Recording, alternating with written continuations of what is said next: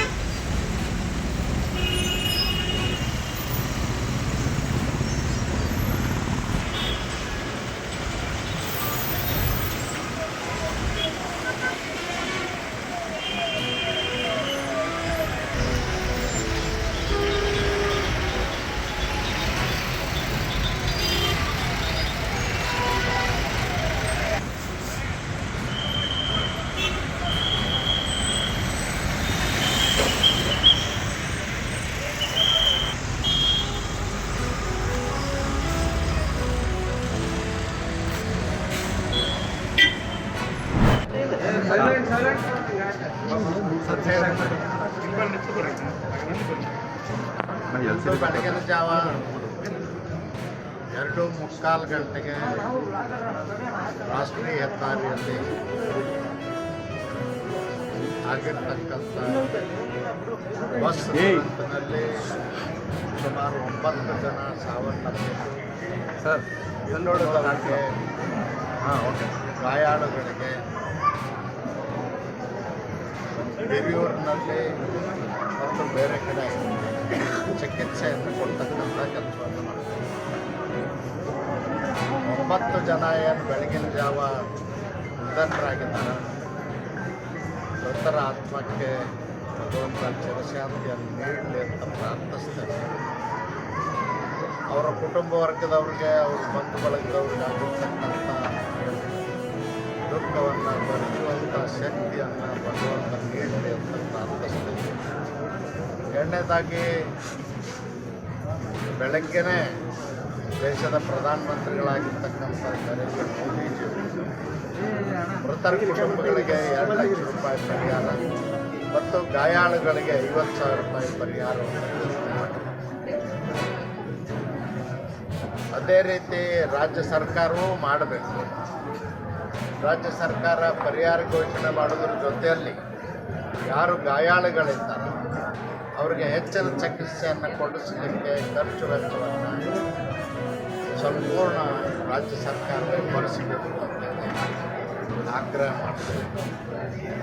ಮತ್ತು ಬೆಳಗಿನ ಜಾವ ಟ್ರಾಫಿಕ್ನಲ್ಲಿ, ಹೈವೇನಲ್ಲಿ ಡಿಸಿಪ್ಲೈನೇ ಇರೋದು.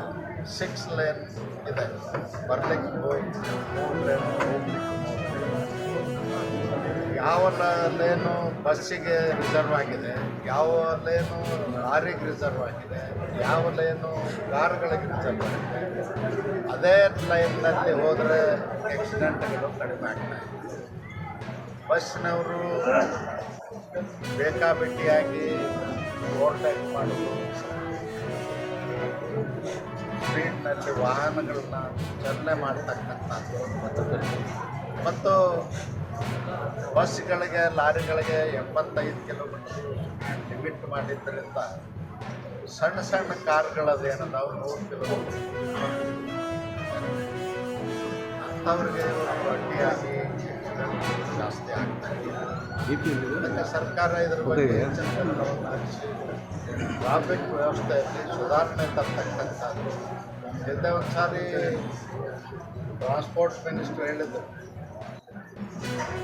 ಟ್ರಾಫಿಕ್ ಆಡಿಟ್ ಮಾಡಿಸ್ತೇನೆ, ಅದನ್ನು ಮಾಡಲಿಲ್ಲ, ಬರೀ ಸ್ಟೇಟ್ಮೆಂಟ್ಗೆ ಸೀಮಿತ ಆಗಿದೆ. ಮಾಡಲೇಬೇಕು, ಮಾಡಿ ಡಿಸಿಪ್ಲೈನ್ ತರಬೇಕು. ಆಡಿಟ್ ಅನ್ನೋದು ಡಿಸಿಪ್ಲೈನ್. ಯಾವ್ಯಾವ ಲಾರಿಗೆ ಲೇನ್ ಇದೆ, ಯಾವ್ದು ಬಸ್ಸಿಗೆ ಲೇನ್ ಇದೆ, ಯಾವ್ದು ಕಾರಿಗೆ ಲೇನ್ ಇದೆ, ಅದರಲ್ಲೇ ಬೋರ್ಡು ಹಾಕಿ ಮಾಡಿದರೆ ಆಕ್ಸಿಡೆಂಟ್ಗಳು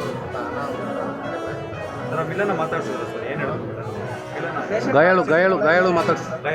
ಎಲ್ಲ ಪೇಷಂಟಿಗೆ ತಲೆಗೆ ಬ್ರೈನ್ಗೆ ಸ್ವಲ್ಪ ಆಗಿದೆ, ಕಟ್ ಆಗಿದೆ, ಔಟ್ ಆಫ್ ಡೇಂಜರ್ ಇದ್ರೆ ನಾವೇ ಟ್ರೀಟ್ಮೆಂಟ್ ಮಾಡ್ತೀವಿ, ಬೇರೆ ಕಡೆ ಬೇಡ. ಎಷ್ಟು ಜನ ಮಾತಾಡ್ತಿದ್ದಾರೆ ಇಲ್ಲಿ? ಎಷ್ಟು ಜನ ಇದ್ದಾರೆ ಇಲ್ಲಿ ಗಾಯಾಳುಗಳು? ಎಷ್ಟು ಜನ ಇದ್ದಾರೆ ಈಗ ಅದನ್ನೇ ನೋಡ್ತಾ ಇದ್ದೇನೆ. ಅಲ್ಲಿ ಬ್ಲಾಕ್ ಸ್ಪಾಟ್ನ ಬಿಡಿಸಿ ಅಂತೇಳಿ ಭಾಳಷ್ಟು ನಮಗೆ ಈ ಪದೇ ಪದೇ ಈ ಥರದ ಸರ್ ಇನ್ನೊಂದು ಅವ್ರ ಜೊತೆಗೆ ಸರ್ ಟ್ರಾಫಿಕ್ನಲ್ಲಿ ಶಿಸ್ತು ತರಬೇಕು, ಡಿಸಿಪ್ಲೈನ್ ತರಬೇಕು. ಅದನ್ನು ನಾನು ಟ್ರಾಫಿಕ್ ಅಡಿಟ್ ಮಾಡ್ತೇನೆ ಅಂತ ಹೇಳಿ ಟ್ರಾನ್ಸ್ಪೋರ್ಟ್ ಮಿನಿಸ್ಟರ್ ಹೇಳಿದ್ರು, ಅದನ್ನು ಆದಷ್ಟು ಬೇಗ ಜಾರಿಗೆ ತರಬೇಕು. ಸರ್ ಚಿತ್ರದುರ್ಗ ಭಾಗದಲ್ಲಿ ಅತಿ ಹೆಚ್ಚು ಆಕ್ಸಿಡೆಂಟ್ ಆಗ್ತಿದೆ 2-3 ವರ್ಷ. ನೋಡಿಕೊಳ್ಳುವಂಥ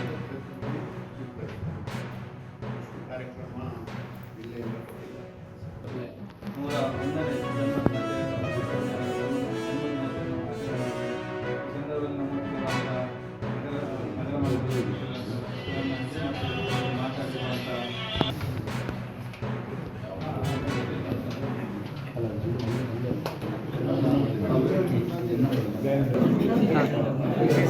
ಈಗ ಮಾಡಿ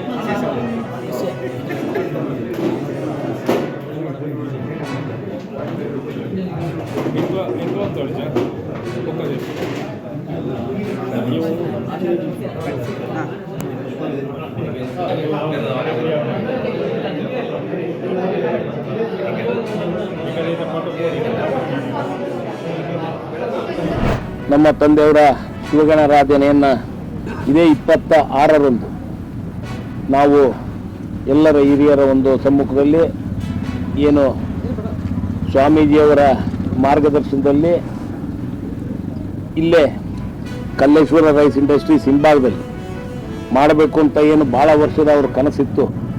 ಮುಖ್ಯವಾಗಿ ಇಲ್ಲಿ ದಿವಸ ಬರ್ತಾಯಿದ್ರು ಅವರು. ದಿವಸ ಬಂದು ಒಂದು ಅರ್ಧ ಗಂಟೆ ಇದ್ದು ಇಲ್ಲಿ ಹಿಂದ್ಗಡೆ ಬಂದು ಎಲ್ಲ ಅಡ್ಡಾಡಿ ಹೋಗ್ತಾಯಿದ್ರು. ಆ ನಿಟ್ಟಿನಲ್ಲಿ ಅವರು ನಮ್ಮ ಸಿರಿಗೆರೆ ಸ್ವಾಮಿಗಳ ಒಂದು ಆಸೆ, ಇಲ್ಲ ಇಲ್ಲೇ ಆಗ್ಬೇಕಪ್ಪ ಅಂತಾನೆ. ಅದೇ ನಿಟ್ಟಿನಲ್ಲಿ ಸಮಾಧಿಗೆ ಹತ್ರನೂ ಆಗಬೇಕು ಮತ್ತು ಇಲ್ಲೇ ಆಗಬೇಕು ಅನ್ನೋ ನಿಟ್ಟಿನಲ್ಲಿ ಇವತ್ತು ನಾವು ಎಲ್ಲರೂ ಇವತ್ತು ಭಾಳ ಒಂದು ಅವರಿಗೇನು ದಾವಣಗೆರೆಯಲ್ಲಿ ಚಿರಪರಿಚಿತರು. ನಿಮಗೆ ಗೊತ್ತಿದ್ದಾಗೆ ಪ್ರತಿಯೊಂದು ಹಳೆ ಊರಿನಲ್ಲಿ ಎಲ್ಲರಿಗೂ ಪರಿಚಯ ಇರುವಂಥ ವ್ಯಕ್ತಿ. ಅವರಿಗೆ ಏನು ಪ್ರತಿಯೊಬ್ಬರಿಗೂ ಅವರು ಮಾಡಿದಂಥ ಕೆಲಸಗಳು ಇರ್ಬೋದು ಮತ್ತು ಈ ಒಂದು ವಿಚಾರಗಳಲ್ಲಿ ಅವರ ಶ್ರದ್ಧಾಂಜಲಿ ಕಾರ್ಯಕ್ರಮವನ್ನು ಏರ್ಪಡಿಸಲಾಗಿದೆ. ತಮ್ಮೆಲ್ಲರ ಇನ್ನೂ ಹೆಚ್ಚಿನ ರೀತಿಯಿಂದ ಸಹಕಾರ ಅಗತ್ಯವಾಗಿದೆ ಮತ್ತು ಮುಖ್ಯವಾಗಿ ಅವತ್ತಿನ ದಿವಸ ನಮ್ಮ ಶಿವರಾಜ್ ಪಾಟೀಲ್ರವರ ಅಧ್ಯಕ್ಷತೆಯಲ್ಲಿ ಈ ಕಾರ್ಯಕ್ರಮವನ್ನು ಹಮ್ಮಿಕೊಂಡಿದ್ದೇವೆ. ಆದ್ಮೇಲೆ ಎಲ್ಲ ಸುದ್ದಿಗಳನ್ನು ನೋಡಿದ್ರಲ್ಲ, ಏನು ಅನಿಸ್ತು ನಿಮಗೆ? ಇದರಲ್ಲೇ ನಿಮ್ಗೆ ಲೈಕ್ ಆಗಿರ್ಬೋದು, ಡಿಸ್ಲೈಕು ಆಗಿರ್ಬೋದು, ಕಾಮೆಂಟ್ ಬೇಡಪ್ಪ ಅಂತೂ ಅನಿಸಿರ್ಬೋದು, ಕಾಮೆಂಟ್ ಮಾಡಬೇಕಪ್ಪ ಅನಿಸಿರ್ಬೋದು, ಶೇರ್ ಮಾಡಬಾರ್ದಪ್ಪ ಅನಿಸಿರ್ಬೋದು, ಅದು ಮಾಡಬೇಕು ಅನಿಸಿರ್ಬೋದು. ಏನಾದರೂ ಆಗಲಿ ಶೇರ್ ಮಾಡ್ತಾಯಿರಿ, ಈ ನ್ಯೂಸ್ಗಳನ್ನ ಹಂಚ್ತಾ ಇರಿ, ಜೊತೆಗೆ ಇದಕ್ಕೆ ಸಬ್ಸ್ಕ್ರೈಬ್ ಆಗ್ತಾಯಿರಿ ಅಂತ ಹೇಳ್ತಾ H16 ನ್ಯೂಸ್ ಅರ್ಥಾತ್ ಹೇ ಸೀತಾರಾಮ್, ಇದು ಸತ್ಯದ ಕೈಗೆ ನಡಿ. ವಂದನೆಗಳು.